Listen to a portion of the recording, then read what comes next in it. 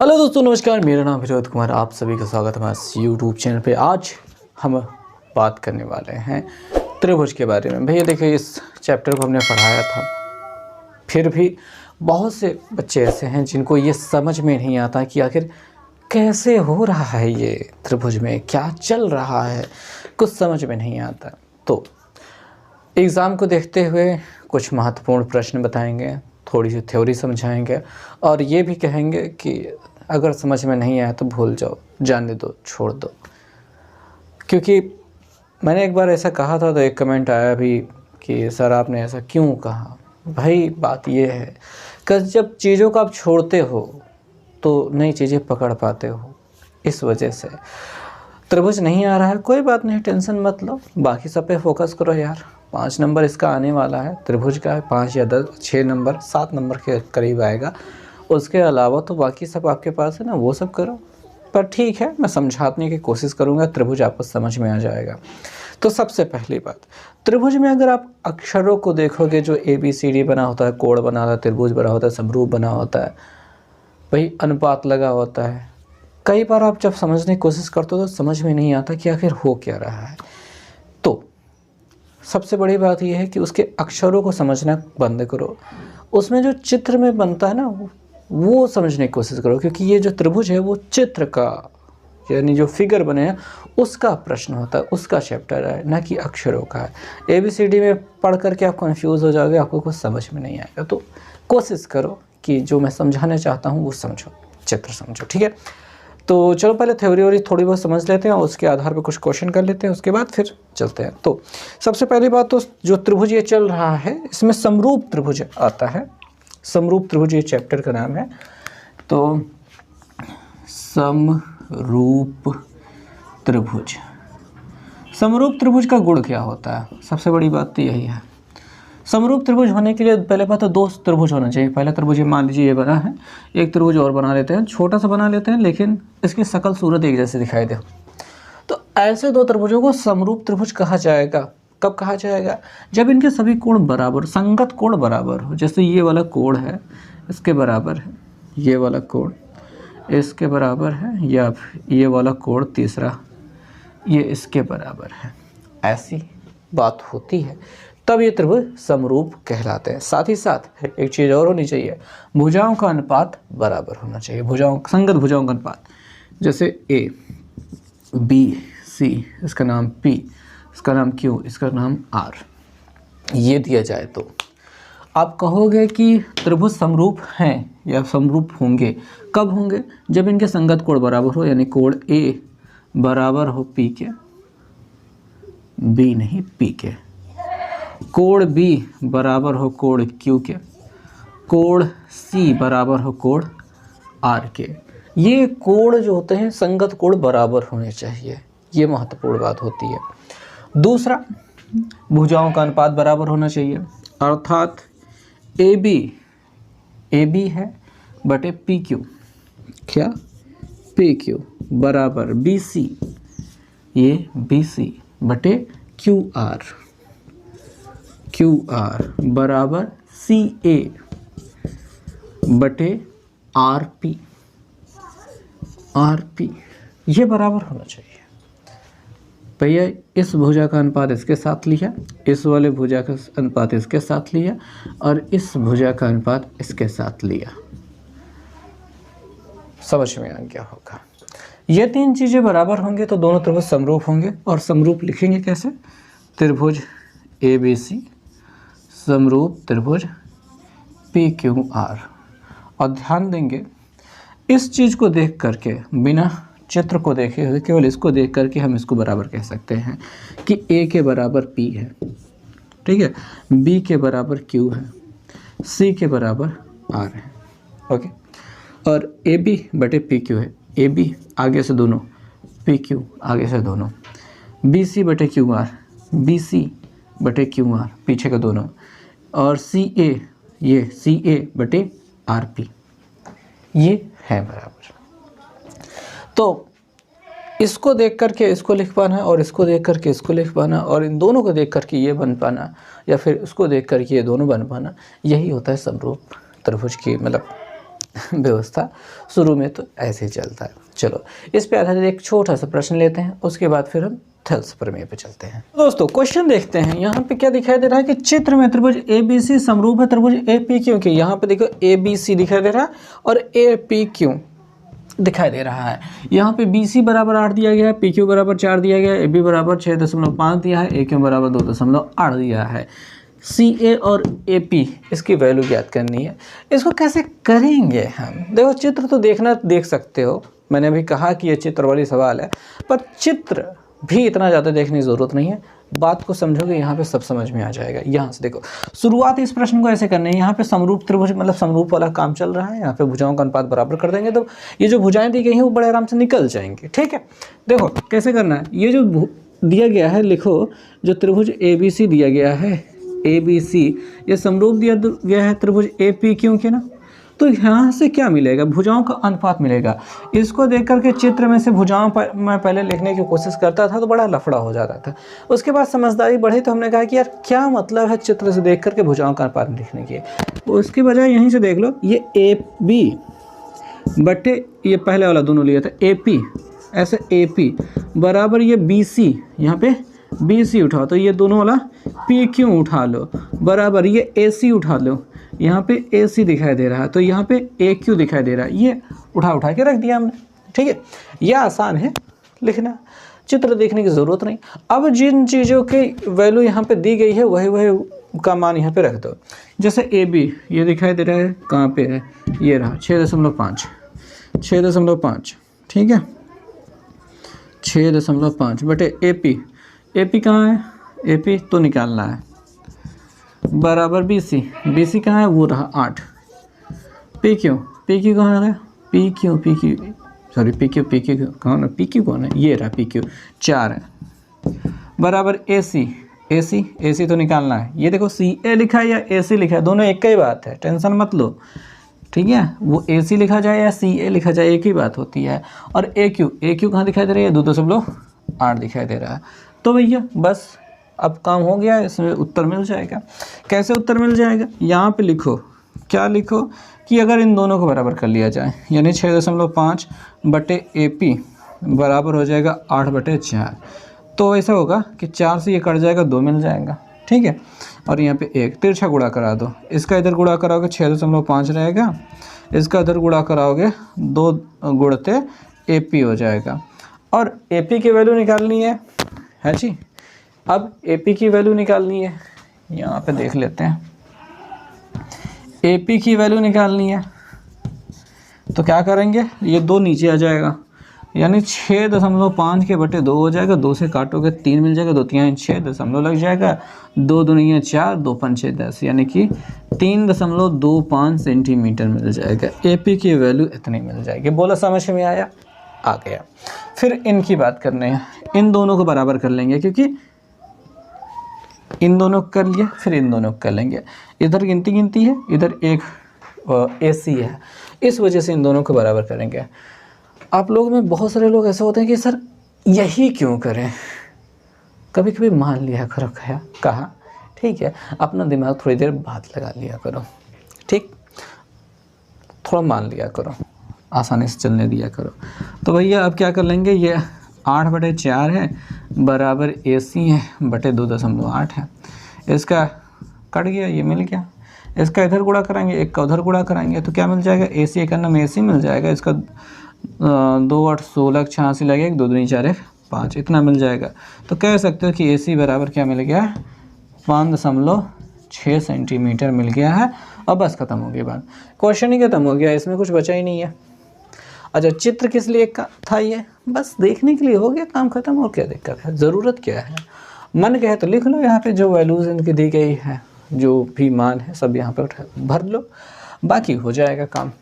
ठीक, तो उम्मीद करते हैं समझ में आ गया होगा कि चित्र भी देखना है, अक्षर भी देखना है, समझ के करना है। कोशिश करो, सब अच्छे समझ में आ जाएगा। ठीक है, चलो अब चलते हैं थेल्स प्रमेय समझते हैं। थेल्स प्रमेय होता क्या है? अच्छा, किताब में आपको देखने को मिल जाएगा आधारभूत समानुपातिकता प्रमेय, इसे थेल्स ने खोजा था, इस वजह से इसका नाम थेल्स प्रमेय भी है। तो थेल्स प्रमेय ज़्यादा देखने को नहीं मिलता, आधारभूत समानुपातिकता प्रमेय कहा जाता है और उसको सिद्ध करने के लिए भी आता है। और भाई देखो सिद्ध करने वाला भी एग्ज़ाम में कभी कभी आ जाता है, लेकिन काफ़ी लंबा प्रोसेस है, उसके लिए मैंने एक आध वीडियो कभी न कभी बनाई ही होगी। थेल्स प्रमेय लिख कर सर्च करोगे तो उसका जो सिद्ध करने वाला प्रक्रम है पूरा आपको मिल जाएगा का वीडियो, तो वो समझ लेना अगर आपको मन कहे तो। बाकी हम समझाएंगे थेल्स प्रमेय होता क्या, उसका प्रयोग कैसे करते हैं, ठीक है। ये समझो पहले बात को, पहले इसका प्रयोग समझो, इसको सिद्ध करने वाला काम तो बाद में, जब पूरा थेल्स प्रमेय से रिलेटेड सारे क्वेश्चन कर लो ना, तब थेल्स प्रमेय सिद्ध कैसे किया जाता है वो समझा करो। पहले समझोगे तो हो गया, समझ में कुछ आया नहीं, बहुत भयंकर चीज़ समझने चले गए। तो अगर एक त्रिभुज है, त्रिभुज ABC, और इस BC के समांतर को रेखा ऐसे खींच दी जाए, हमने समांतर, ठीक है, खींच दी है, इसका नाम DE है। तो ऐसे मामले में ना ये भुजाओं का अनुपात बराबर हो जाएगा, यानी इतना बटे इतना, ये भुजा का अनुपात समझो, इतना बटे इतना बराबर होगा किसके, इतना बटे मतलब इतना, ये होता है काम।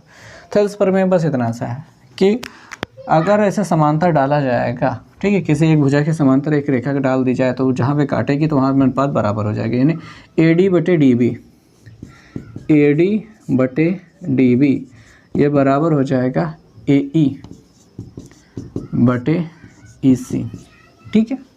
तो ये तो है आधारभूत समानुपातिकता का मुख्य प्रमेय, ठीक है, कि भुजाओं का अनुपात बराबर होगा, ये कहना चाहते हैं।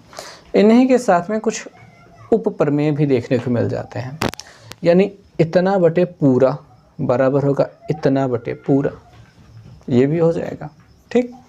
और एक प्रमेय ये भी हो सकता है कि इतना छोटा वाला हिस्सा DB बटे पूरा और ये छोटा वाला हिस्सा बटे पूरा, ठीक है, समझ में आ रहा है ना। वो समझो बातों को, इसको लिखने लगेंगे तो बहुत लंबा लंबा बहुत ढेर सारी हो जाएंगे, ढेर सारे अक्षर हो जाएंगे समझने, वो समझ में ज़्यादा आएगा, मतलब याद नहीं होगा, तो बस छोटा सा समझो।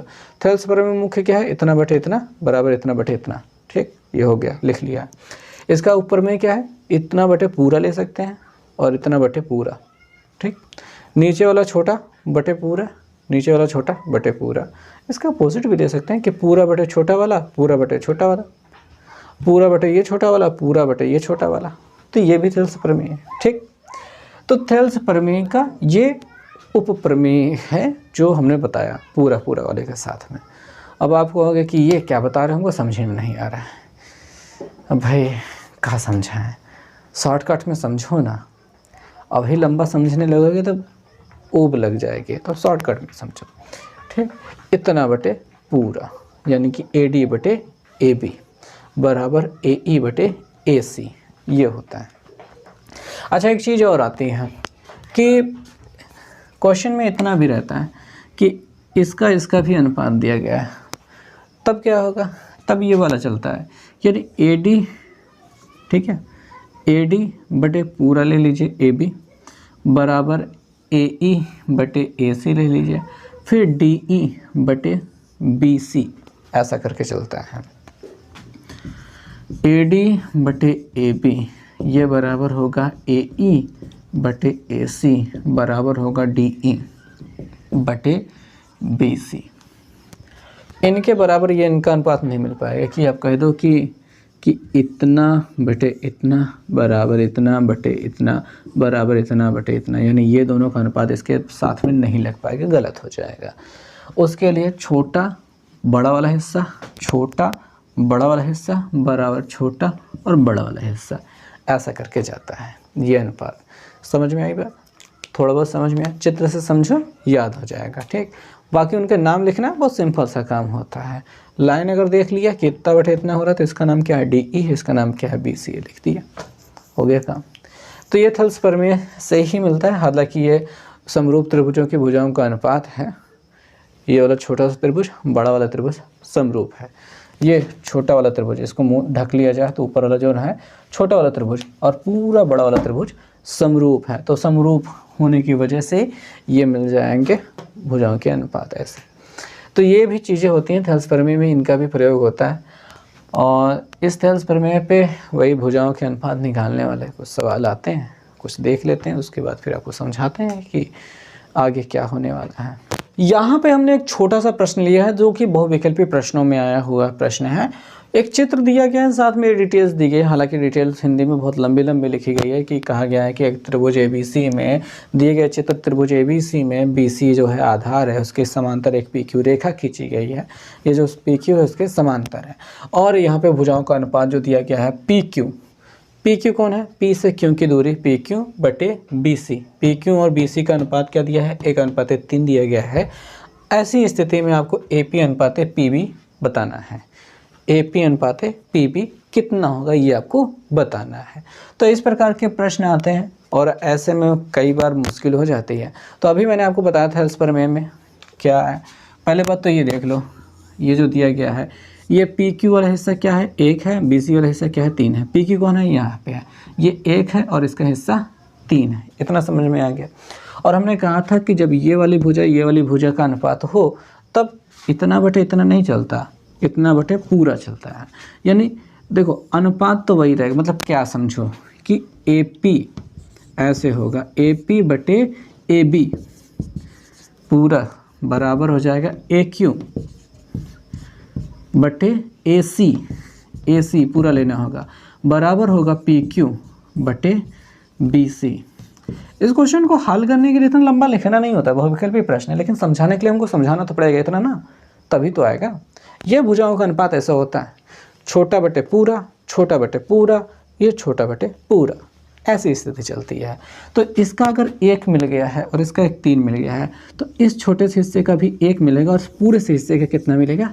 3। इस छोटे वाले का 1 मिलेगा, इस पूरे वाले का कितना मिलेगा? 3 मिलेगा। कहाँ से देख के मिला? यहीं से मिला। अच्छा, ये पूरा 3 है, ये छोटा वाला हिस्सा 1 है, तो ये कितना बचेगा? पूरा 3 है, 1 है यहाँ से यहाँ तक, 3 है, 3 में से 1 गया कितना? 2। समझ में आएगा? ये पूरा 3 है, 3 में से 1 गया कितना? 2। यहाँ पे घटाना नहीं चलेगा, पर हमको क्या चाहिए वो भी तो थोड़ा देखना पड़ता है ना। ये एक चाहिए, क्या चाहिए? AP बटे PB चाहिए। AP कितना है? 1 है, और PB कितना है? ये जो घटाने 2 मिला वो वाला है, 3 नहीं।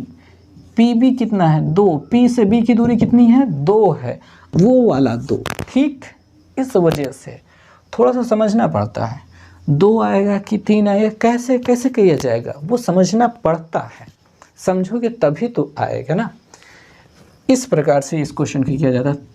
1/2 आ गया, 1:2 कह सकते हो भैया, विकल्प में 1:2 दिखाई देगा ना, ये लगा ना, उत्तर हो गया भाई।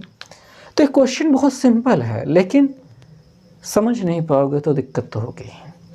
खैर, थेल्स प्रमेय पे ये एक इम्पोर्टेंट क्वेश्चन था, क्योंकि एग्ज़ाम में आया हुआ था, आने की संभावना है, क्योंकि 20 बहुविकल्पी प्रश्न आने वाले हैं तो रहेगा ही। तो इसको भी समझ लो, ऐसे करना है। थेल्स प्रमेय पे जो लगते हैं सवाल कुछ इसी प्रकार से लगती हैं। ठीक, समरूप त्रिभुज में आगे के जो प्रश्न आते हैं वो क्षेत्रफलों के अनुपात वाले प्रश्न आते हैं। वहाँ पे दिया गया होता है 2 समरूप त्रिभुजों के भुजाओं का अनुपात है, क्षेत्रफलों का अनुपात ज्ञात कीजिए, या फिर क्षेत्रफलों का अनुपात दिया गया होता है, भुजाओं का अनुपात ज्ञात करना होता है, या फिर इसे मध्यिकाओं का भी अनुपात वाला सिस्टम रहता है। बहुविकल्पी प्रश्नों में इनकी भरमार रहती है। तो इसमें क्या होगा? देखो भाई, बात ये होती है कि जो इनके क्षेत्रफलों का अनुपात होता है वो बराबर होता है उनकी संगत भुजाओं। ठीक है, संगत समझ लेना, संगत भी होता है, संगत भुजाओं के वर्गों के अनुपात के बराबर। वर्गों का अनुपात ये बराबर होता है। ठीक, वर्गों का, यानी कि भुजा की घाते 2 कर दो, भुजा जो भी मिलेगी उसकी घाते 2 कर दो तो क्षेत्रफल का अनुपात मिल जाएगा। और क्षेत्रफल का अगर अनुपात दिया गया है तो वर्गमूल निकाल लो, भुजाओं का अनुपात मिल जाएगा। मान लीजिए फॉर एग्जांपल, अगर हमने क्षेत्रफलों का अनुपात 9:16 दे दिया है तो उनकी भुजाओं का अनुपात क्या होगा? क्षेत्रफल का अनुपात दिया है, भुजा का अनुपात पूछ रहे हैं। जब क्षेत्रफल का अनुपात दिया है, भुजा आपसे पूछ रहे हैं, तो वर्गमूल लगा दीजिए, वर्गमूल छोटा कीजिए। ठीक है, क्षेत्रफल बड़ी चीज़ होती है और भुजा छोटी चीज़ होती है। बात को समझो, क्षेत्रफल बड़ी चीज़ होती है, भुजा छोटी चीज़ होती है। क्षेत्रफल से भुजा निकालनी है तो छोटा कर दो, छोटा करना मतलब वर्गमूल निकालना। 9 का वर्गमूल 3, 16 का वर्गमूल 4, ये भुजाओं का अनुपात है। भुजाओं का अनुपात 3:5 दिया है, भुजा का अनुपात 3:5 दिया है, क्षेत्रफल का अनुपात आपसे पूछ रहा है, तो क्या करोगे? भुजा छोटी चीज़ होती है, क्षेत्रफल बड़ी चीज़ होती है। भुजा से क्षेत्रफल बनाना है, बड़ा करना है। बड़ा करने का मतलब वर्ग करना। वर्ग कर दो, 3 त्रिक का 9, 5 5 25 मिल गया। ये जो बटे में लिखा है ये अनुपात ही है, ठीक है। 9:25 ऐसे लिखना, 25:9 मत लिख देना, ज़्यादा इंटेलिजेंट हो जाओगे तुम, गलती करके आओगे। सीधा लिखना, ऊपर वाला आगे नीचे वाला पीछे, ठीक है। इसको 3:4 करना। क्या ये कर पाओगे? हो जाएगा ये? तो जब क्षेत्रफलों का अनुपात वाला जब सवाल पूछे तो उसको ऐसे कर लेना, हो जाएगा, ठीक है। पाइथागोरस प्रमेय तो पता ही होगा। पाइथागोरस प्रमेय भी है समरूप त्रिभुजों में, उसको भी समझना होगा। लेकिन चलो ठीक है, वो छोटी सवालें लेकिन नहीं देता क्षेत्रफल, मतलब जब आ जाता है पाइथागोरस में, उसमें बड़ी सवालें देता है। तो बड़ी सवालों पे चलेंगे। अभी समरूप सिद्ध करने वाला जो सवाल होती है वो देख लेते हैं, एक सवाल, ठीक है, ताकि समरूप सिद्ध करने वाला काम हो जाए। एक तो सिद्ध करने वाली सवाल मिली है और चलो सिद्ध करते हैं। समरूप सिद्ध करना है तो कैसे करेंगे ये देखो। पहले सवाल में दिया क्या गया है? पहले बात तो चित्र में दिया गया है कि BD लंब है AC पर। देखो BD कहाँ है? ये रहा BD और ये AC पर लंब है, यानी 90 अंश का कोण बना हुआ था। ये बात हो गई। और CE, ये रहा CE, लंब है AB पर, यानी यहाँ पे भी 90 अंश का कोण बना रहा है। अब हमको सिद्ध करना है त्रिभुज AEB। कहाँ है AEB? ये तो गलत हो गया भाई, AEC था, AEC। त्रिभुज AEC, ये वाला बड़ा वाला त्रिभुज दिखाई दे रहा है, ये ADB इसके समरूप है, ऐसा सिद्ध करना है, ठीक है। समरूप सिद्ध करना बहुत आसान होता है, ज़्यादा कुछ सोचना नहीं होता है, बस थोड़ा सा खोज लेना है, काम हो जाना है। सबसे पहले तो दिया है लिख लेते हैं, ठीक है। सिद्ध करते हुए तो जो सवाल को मत छापो, लेकिन ये लिखो दिया है। क्या दिया है? त्रिभुज ABC वगैरह तो कुछ लिख नहीं पाओगे, बस ये छाप दो।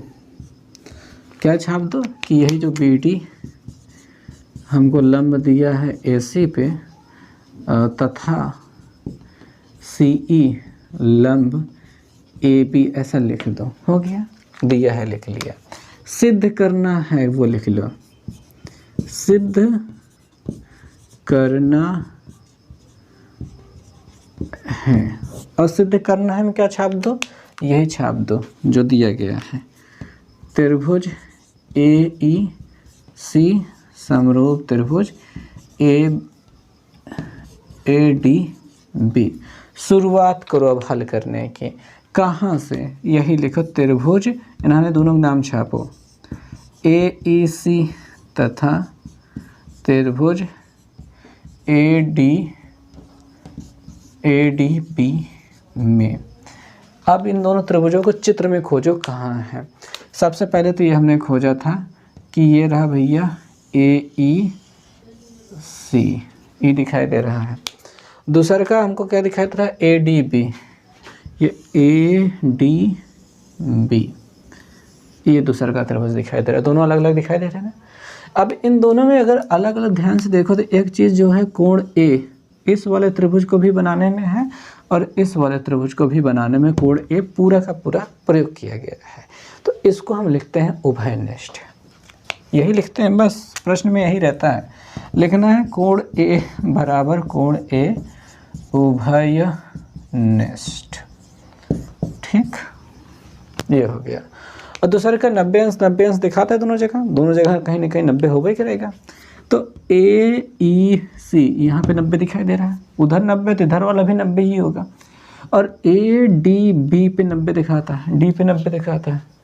और AEC नाम सही से लिखा हमने और ADB वही वाला नाम सही से लिखा।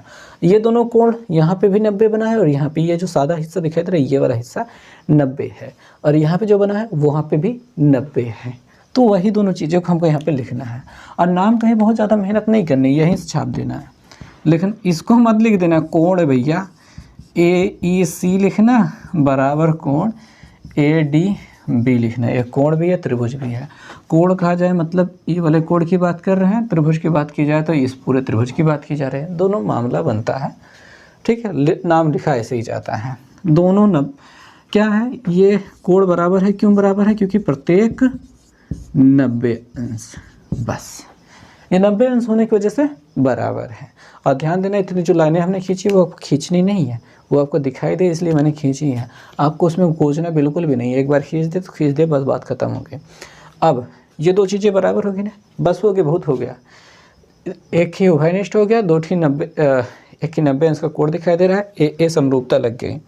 हम यहाँ पे लिखेंगे ए समरूपता से, ए समरूपता से। ए नहीं समझ में आ रहा तो लिख लो कोण समरूपता से।